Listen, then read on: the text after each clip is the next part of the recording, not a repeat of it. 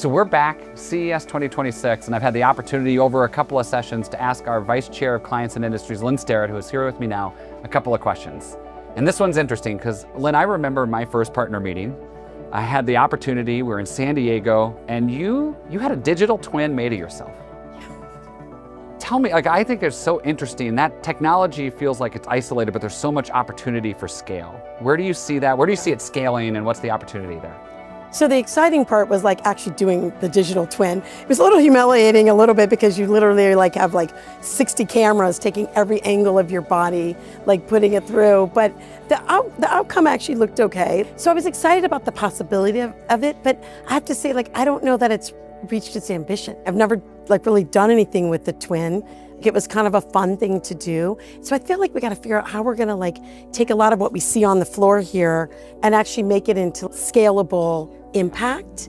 The whole conversation about our F1 McLaren race car is pretty amazing. So I did a digital twin of my human self, but the digital twin of the race car and the impact that we were able to make adjustments to the race car and then see how the performance of the car was happening using data and AI. If we could do that to a race car, we've got to now kind of put it from a human perspective. How could I do that same set of criteria and put it into myself?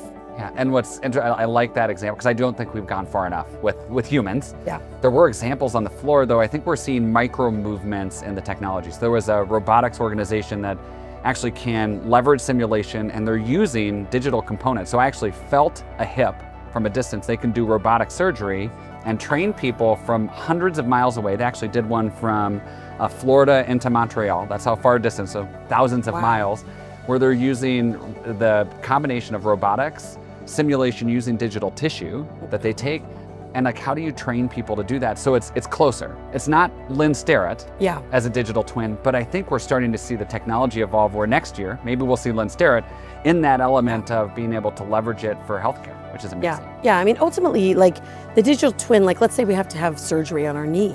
Having a digital twin of our knee before we go into surgery actually could be really productive. So we are here at CES. Thank you, Lynne, for your time. We're going to have a couple of more of these questions, so stay with us. We're super excited.